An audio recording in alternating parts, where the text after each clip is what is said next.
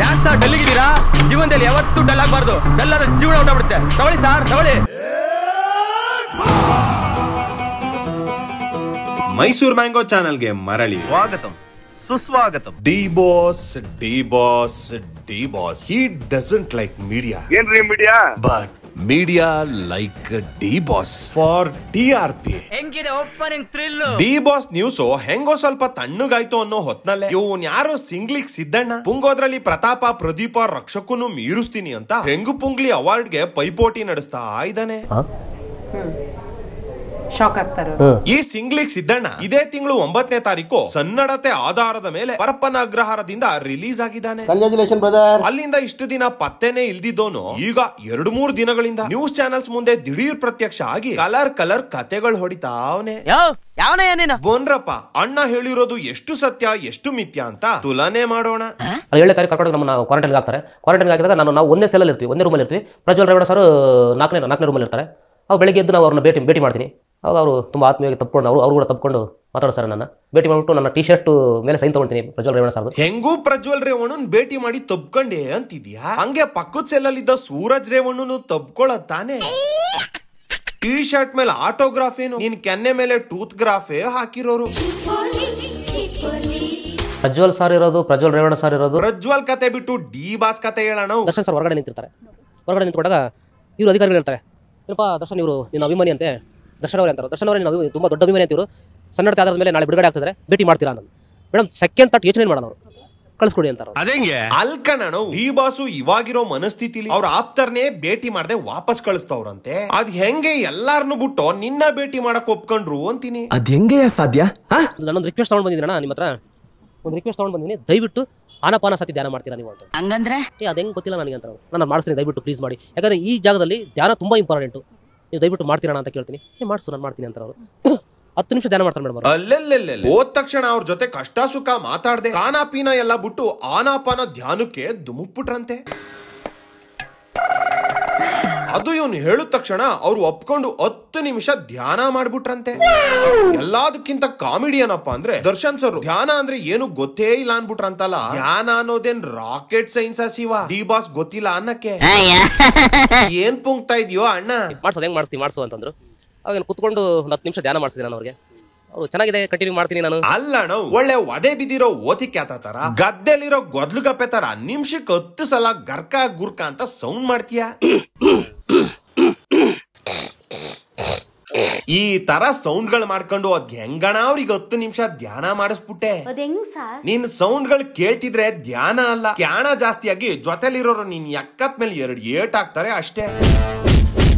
ಅಂದಂಗೆ ಅಣ್ಣನ್ಗೆ ಆಲ್ರೆಡಿ ಯಾರೋ ಎಕ್ಕತ್ ಮೇಲೆ ಸರಿಯಾಗಿ ಹಾಕಿದ್ದಾರೆ. ಅದಕ್ಕೆ ಕತ್ನ ಒಳ್ಳೆ ಲಕ್ವಾ ಬಡ್ದಿರೋ ಪಾರಿವಾಳ ತರ ಅತ್ತಗೂ ಇತ್ತಗೂ ಆಡಿಸ್ತಾ ಇರ್ತಾನೆ.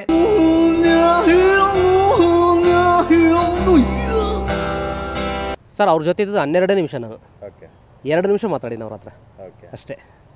10 ನಿಮಿಷ ಧ್ಯಾನ ಮಾಡಿಸಿದೀನಿ, 2 ನಿಮಿಷ ಅವ್ರ ಹತ್ರ ಮಾತಾಡಿದ್ದೀನಿ. ಈ ಸಿಂಗ್ಲಿ ಕಣ್ಣನೇ ಎಲ್ಲಾ ಕಡೆ ಹೇಳ್ಕೊಂಡಿರೋ ಪ್ರಕಾರ ಅಣ್ಣ ಡಿ ಬಾಸ್ ಜೊತೆ ಕೇವಲ 12 ನಿಮಿಷ ಜೊತೆಲಿದ್ನಂತೆ. ಅದರಲ್ಲಿ 10 ನಿಮಿಷ ಧ್ಯಾನ ಮಾಡಿಸಿದ್ನಂತೆ. ಉಳಿದಿದ್ದೆಷ್ಟು 2 ನಿಮಿಷ ಸಾರ್. 2 ನಿಮಿಷದಲ್ಲಿ ಇಬ್ರು ಮನುಷ್ಯರು ಎಷ್ಟು ಮಹಾ ಮಾತಾಡಕ್ಕಾಗುತ್ತೆ? ಆದ್ರೆ ಈ ಪುಂಗು ಮಹಾತ್ಮ ಇನ್ಸೆಪ್ಷನ್ ಮೋಡ್ಗೆ ಹೋಗಿ 2 ನಿಮಿಷದಲ್ಲಿ ಏನೇನೆಲ್ಲ ಮಾತಾಡಿದಾನೆ ನೀವೇ ಕೇಳಿಸ್ಕೊಳ್ರಪ್ಪ. ನಾನು ಒಂದು ಮಾತು ಕೇಳ್ತೀನಿ ಅಷ್ಟೇ ಬಾಸ್ನ. ನನ್ನ ಬಗ್ಗೆ ಏನಿರಲಿ, ನಿಮ್ಮ ಬಗ್ಗೆ ನನ್ನ ಬಗ್ಗೆ ಟಿವಿ ನೋಡೋಕೆ ಗೊತ್ತಾಗುತ್ತೆ ಅಷ್ಟೇ. ಅಷ್ಟು ಬಿಟ್ಟು ಏನು ಹೇಳಿದ್ರು ಅವಾಗ ಏನು ಹೆಸರು, ಯಾವ ಊರು, ಏನು ಪ್ರಕಾರದಲ್ಲಿ ನೀವು ಬಂದಿದ್ದೀಯ ಎಲ್ಲ ಹೇಳ್ತೀನಿ, ಹೇಳಿಲ್ಲ ಆ ಥರ ಎಲ್ಲ ಹೇಳ್ತೀನಿ. ಅವ್ರು ಹೇಳ್ತಾರೆ ಜನಗಳು ಕ್ಷಮಿಸ್ಬೋದು, ದೇವರು ಕೂಡ ಕ್ಷಮಿಸ್ಬೋದು, ಕಾನೂನು ಕ್ಷಮಿಸಲ್ಲ. ನಿನಗೆ ಒಂದು ಕಾನೂನು ಕ್ಷಮಿಸ್ಬಿಟ್ಟು ನೀವು ಒಂದು ಒಳ್ಳೆ ಕೇಳಿದೆ ಪುಸ್ತಕ ಓದ್ತೀರಾ ಎಲ್ಲ ಓದಿರತ್ತಪ್ಪ ಅಂತಂದ್ರೆ ಖಂಡಿತ ಓದಿ ಅಣ್ಣ.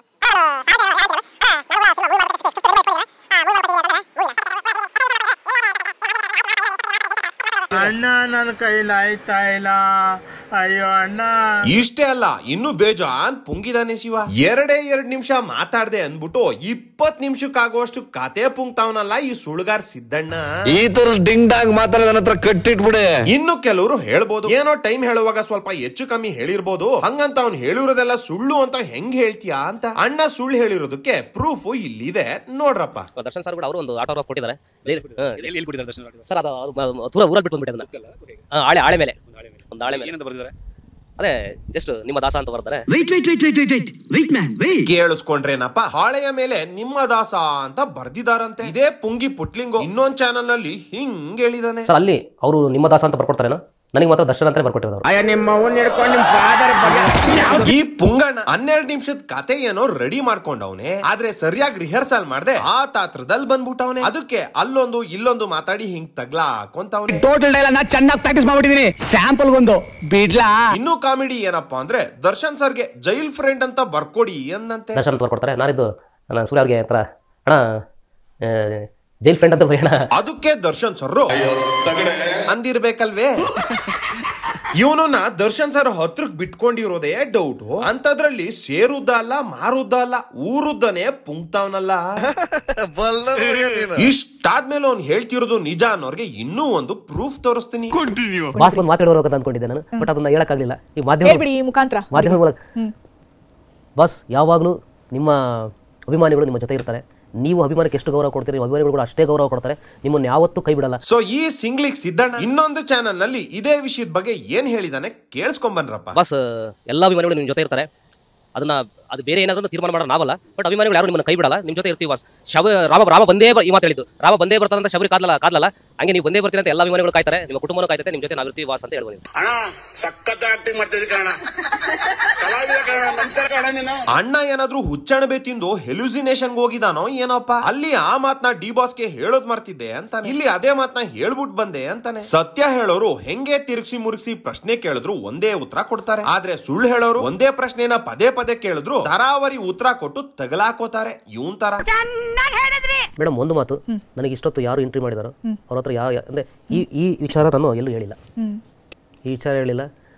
ನಿಮ್ಮ ಮೇಲೆ ಪ್ರೀತಿ ಯಾಕೋ ಈಗ ಹೇಳ್ಕೊಂಡೆ ಎಲ್ಲ ಹೆಂಗಸ್ರು ಆಟ ಆಡಿಸ್ತಿದ್ದಪ್ಪ ಅವನು. ಆಡಿದ್ನೇ ಆಡ್ದ ಕಿಸ್ಬಾಯ್ ದಾಸ ಅಂದಂಗೆ ಎಲ್ಲಾ ಚಾನಲ್ ನವ್ರಿಗೂ ಇದೇ ಕಲರ್ ಕಬಾಬ್ ನ ತಿನ್ನಿಸ್ಬಿಟ್ಟು ಈಗ ಈ ಆಂಕರ್ ಗೆ ಕಾಳಕಕ್ಕೆ ಡೌ ಡಿಜಾಂಗ್ ಮಾಡ್ತಾವನಲ್ಲ ಇವಣ್ಣ.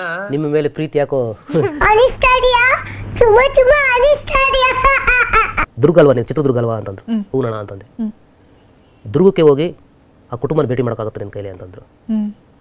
ಖಂಡಿತ ಭೇಟಿ ಮಾಡ್ತೀನಿ ಅಣ್ಣ. ದರ್ಶನ್ ಸರ್ಗೆ ಒಂದ್ ವೇಳೆ ರೇಣುಕಾ ಸ್ವಾಮಿ ಮನೆಯವ್ರನ್ನ ಭೇಟಿ ಮಾಡಿ ಕ್ಷಮೆ ಕೇಳ್ಬೇಕು ಅನ್ನೋದೇ ಇದ್ದಿದ್ರೆ ಅವ್ರ ಹೆಂಡತಿಗೋ ತಮ್ಮನ್ಗೋ ಅಮ್ಮನ್ಗೋ ಹೋಗಕ್ ಹೇಳಿರೋರು, ಕಡೆ ಪಕ್ಷ ಅವ್ರ ಶಿಷ್ಯಂದ್ರಿಗೆ ಹೇಳಿರೋರು.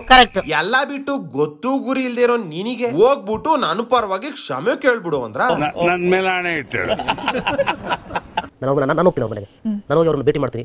ಭೇಟಿ ಮಾಡ್ಬಿಟ್ಟು ಬಾಸ್ ಈ ತರ ಹೇಳಿದ್ದಾರೆ ಅಂತೀನಿ, ಬಟ್ ಅವ್ರು ಕ್ಷಮಿಸೋದು ಬಿಡೋದು ಅವ್ರು ದೊಡ್ಡ. ಈ ವಣ್ಣ ಜೈಲಿಂದ ಆಚೆ ಬಂದಿರೋದು 9ನೇ ತಾರೀಕು. 2 ವಾರ ಕಳೆದೋಗಿದೆ. ಡಿ ಬಾಸ್ ಹೇಳಿದ್ದು ನಿಜಾನೇ ಆಗಿದ್ರೆ, ನಿಜವಾಗ್ಲೂ ಇವನು ಡಿ ಬಾಸ್ ಅಪ್ಪಟ ಅಭಿಮಾನಿ ಆಗಿದ್ರೆ ಅವ್ರ ಮಾತಿಗೆ ಮರ್ಯಾದೆ ಕೊಟ್ಟು ದುರ್ಗಕ್ಕೆ ಹೋದ ತಕ್ಷಣ ರೇಣುಕಾ ಸ್ವಾಮಿ ಮನೆಯವರನ್ನ ಭೇಟಿ ಮಾಡ್ಬೇಕಿತ್ತು, ಅವ್ರಿಗೆ ಕ್ಷಮೆ ಕೇಳ್ಬೇಕಿತ್ತು. ಅದು ಬಿಟ್ಟು ಅವಕಾಶ ಸಿಕ್ಕರೆ ಭೇಟಿ ಮಾಡ್ತೀನಿ ಅಂತ ಇಲ್ಲಿ ಬಂದು ಬಂಡಲ್ ಬಿಡ್ತಾ ಕುಂತವನಲ್ಲ. ಇಷ್ಟು ದಿನ ದುರ್ಗಾದಲ್ಲಿ ಏನ್ ಗೆಣಸ್ಕೇರಿತಾ ಕುಂತಿದ್ನ ಅಂತ.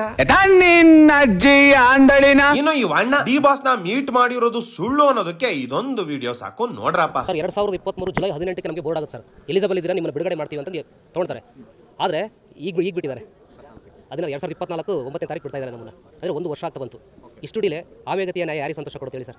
ಆಮೆಗತಿಯ ನ್ಯಾಯ ಯಾರಿಗೆ ಸಂತೋಷ ಕೊಡುತ್ತೆ? ಈ ಸಿಂಗ್ಲಿಕಣ್ಣ ಡಿ ಬಾಸ್ ಅಪ್ಪಟ ಅಭಿಮಾನಿ ಅಂತಾನೆ. ಅವ್ರು ಹಗ್ ಮಾಡಿದಕ್ಕೆ ದೇವ್ರನ್ನೇ ಹಗ್ಗು ಮಾಡಿದಷ್ಟು ಖುಷಿ ಆಯ್ತು ಅಂತಾನೆ. ಭಕ್ತ ಕುಮಾರದಲ್ಲಿ ಪಾಂಡುರಂಗ ವಿಠಲ ಬಂದ್ಬಿಟ್ಟು ಭಕ್ತನ ತಪ್ಪಿಕೊಡ್ತಾರಲ್ಲ, ಆ ತರ ಅನ್ಸ್ಬಿಟ್ಟು ಸರ್ ನನಗೆ ಬಹಳ ಖುಷಿ ಆಗ್ಬಿಡ್ತು. ಬಹಳ ಇನ್ನೂ ಒಂದ್ ಹೆಜ್ಜೆ ಮುಂದೆ ಹೋಗಿ ನಾನ್ ಡಿ ಬಾಸ್ ನೋಡಿಲ್ಲ ಅಂದ್ರೆ ಜೈಲ್ ಬಿಟ್ಟು ಹೋಗೋದೇ ಇಲ್ಲ ಅಂದೆ ಅಂತಾನೆ. ಬಾಸ್ನ ಭೇಟಿ ಮಾಡದಲ್ಲ ನಾನು ಬಿಡುಗಡೆ ಕೂಡ ನನಗೆ ಇಷ್ಟ ಇಲ್ಲ. ಇಷ್ಟೆಲ್ಲ ಉತ್ಪ್ರೇಕ್ಷೆ ಮಾತಾಡೋ ಈ ಅಪ್ಪ ಇವನು ಹೇಳ್ತಿರೋದೆಲ್ಲ ಸತ್ಯನೇ ಆಗಿದ್ರೆ ಅವತ್ತು ಜೈಲಿಂದ ಬಿಡುಗಡೆ ಆದಾಗ ದರ್ಶನ್ ಅವ್ರನ್ನ ನೋಡಿರೋ ಖುಷಿಲಿರ್ಬೇಕಿತ್ತು. ಅದನ್ ಬಿಟ್ಟು 1 ವರ್ಷ ಲೇಟ್ ಆಗಿ ಆಚೆ ಬಿಟ್ರು ಆಮೆಗತಿ ನ್ಯಾಯ ಯಾರಿಗ್ ಖುಷಿ ಕೊಡ್ತದೆ ಅಂತ ಯಾಕೆ ಹೇಳದ್ನೋ ಕಾಣೆ. ಏನು ಉತ್ತರ ಕೊಡ್ತೀಯ ಇದಕ್ಕೆ? ಇವನು ಹೇಳೋ ಪ್ರಕಾರ ಇವನು ಡಿ ಬಾಸ್ ಪಕ್ಕ ಅಭಿಮಾನಿ ಆಗಿದ್ದಿದ್ರೆ 1 ವರ್ಷ ಲೇಟ್ ಆಗಿದ್ದು ಒಳ್ಳೇದೇ ಆಯ್ತು. ಇವರು ಲೇಟ್ ಮಾಡಿದಕ್ಕೇನೆ ನನ್ಗೆ ನನ್ ದೇವ್ರು ದರ್ಶನ್ ಅವರ ದರ್ಶನ ಸಿಕ್ತು ಅಂತ ಸಂತೋಷ ಪಡ್ಬೇಕಿತ್ತು.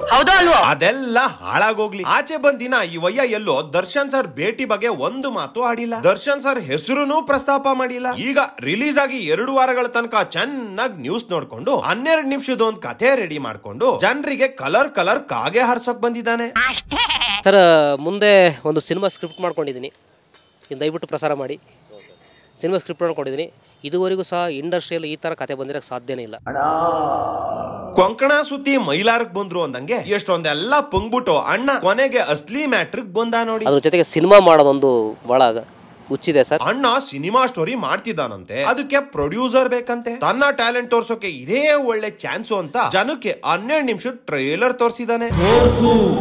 ತೋರ್ಸೋ 12 ನಿಮಿಷ ಟ್ರೇಲರೇ ಹಿಂಗಿದೆ ಅಂದ್ರೆ ಅಣ್ಣನ್ ಫುಲ್ ಸಿನಿಮಾ ಇನ್ ಯಂಗ್ ಇರ್ಬೇಡ.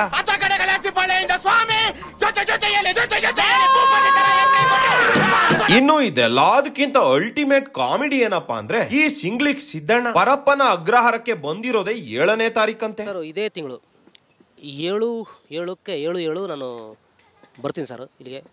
ಎಲ್ಲರೂ ಕರ್ಕೊಂಡ್ ಬರ್ತಾರೆ, ಎಲ್ಲರನ್ನೂ ಜೈಲಿಗೆ ಪರಪ್ಪನ ಅಗ್ರಹಾರ ಕರ್ಕೊಂಡ್ ಬರ್ತಾರೆ. 8ಕ್ಕೆ ಪ್ರಜ್ವಲ್ ಅವರನ್ನ ಭೇಟಿ ಮಾಡಿ 9ಕ್ಕೆ ಡಿ ಬಾಸ್ ಅವರನ್ನ ಭೇಟಿ ಮಾಡಿ ಆಚೆ ಬಂದಿದ್ದಾನಂತೆ. 2 ದಿನ ಪರಪ್ಪನ ಅಗ್ರಹಾರದಲ್ಲಿ ಇದ್ಬಿಟ್ಟು ಏನೋ 20 ವರ್ಷ ಅಲ್ಲೇ ಇದ್ದು ಎಲ್ಲ ಕಂಡಿದ್ನೇನೋ ಅನ್ನೋ ಲೆವೆಲಿಗೆ ಬಿಲ್ಡಪ್ ಕೊಡ್ತಾವನಲ್ಲ. ಏನ್ ಚಾಲು ಕಿದ್ಯೋ ಮಗನ. ಕ್ಯಾಂಟೀನ್ ಅಲ್ಲಿ ರೇಷನ್ ಸಿಗುತ್ತೆ, ಅಲ್ಲಿ ಅಡಿಗೆ ಮಾಡ್ಕೊಂಡು ತಿಂತಾ ಇದ್ವಿ ನಾವು. ಜೈಲು ಇಲ್ಲ, ಆಸ್ಪದ ಇಲ್ಲ, ಬಟ್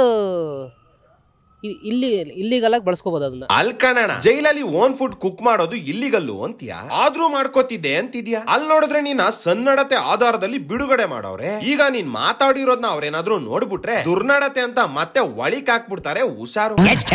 ನಾನ್ ವೆಜ್ ಅಂತಂದ್ರೆ ಅದನ್ನ ತಿನ್ನಕ್ಕಾಗಲ್ಲ ಬಿಡಿ ಸರ್. 4 ಪೀಸ್ ಕೊಡ್ತಾರೆ. ಜಸ್ಟ್ ಅದನ್ನ ಏನ್ ಮಾಡ್ತಾರೆ ಅಂದ್ರೆ ಉಪ್ಪು ಮತ್ತೆ ಅರಿಶಿನ ಬೇಯಿಸಿ ಅದಕ್ಕೊಂಚೂರು ಲೈಟ್ ಮಸಾಲೆ ಕೊಡ್ತಾರೆ. ನೀನ್ ಹಿಂಗೆ ಮೈಕ್ ಸಿಕ್ತು ಅಂತ ಬಾಯಿಗೆ ಬಂದಿದ್ ಮಾತಾಡ್ತಾ ಹೋದ್ರೆ ನಿನ್ನ ಮಾತುಗಳೇ ನಿನ್ಗೆ ಮುಳುವಾಗಿ ತಗ್ಲಾಕೊಂಡು ಮತ್ತೆ ಪರಪ್ಪನ ಅಗ್ರಹಾರಕ್ಕೆ ರಿಟರ್ನ್ ಟಿಕೆಟ್ ಬುಕ್ ಮಾಡ್ಕೊಳ್ಳೋದಂತೂ 22 ವರ್ಷಗಳ ನಂತರ ಬಿಡುಗಡೆ ಸಿಕ್ಕಿದೆ. ನರ್ಕ ನೋಡ್ಕೊಂಡ್ ಬಂದಿದ್ದೀನಿ ಅಂತಿದ್ಯಾ. ಅದೇನೋ ಚಿಕ್ಕ ಹಳ್ಳದಿಂದ ಹಾರಿ ದೊಡ್ಡ ಹಳ್ಳಕ್ ಬಿದ್ರಂತೆ. ಹಂಗೆ ಈ ಸೋಷಿಯಲ್ ಮೀಡಿಯಾ ನ್ಯೂಸ್ ಚಾನೆಲ್ಸ್ ಗಳ ಕೈಗೆ ಸಿಗಾಕೊಂಡ್ರೆ ಇನ್ನೂ ದೊಡ್ಡ ನರ್ಕ ನೋಡ್ಬೇಕಾಗುತ್ತೆ. ಸೂಪರ್ ಆಗಿ ಹೇಳಿದೆ. ಸುಮ್ನೆ ಈ ಬಣ್ಣದ ಬದುಕ್ ಬಿಟ್ಬಿಟ್ಟು ಮಿಕ್ಕಿರೋ ಜೀವನನಾದ್ರೂ ನೆಮ್ಮದಿಯಾಗಿ ಹೆಂಡತಿ ಮಕ್ಳ ಜೊತೆ ಕಳಿಯೋಣ ಸಿದ್ದಣ್ಣ. ಹಾಳಾಗೋಯ್ತೀಯಾ ಎಲ್ಲ ಬಿಟ್ಬಿಟ್ಟು ಬದುಕಲ್ ಕಲಿ.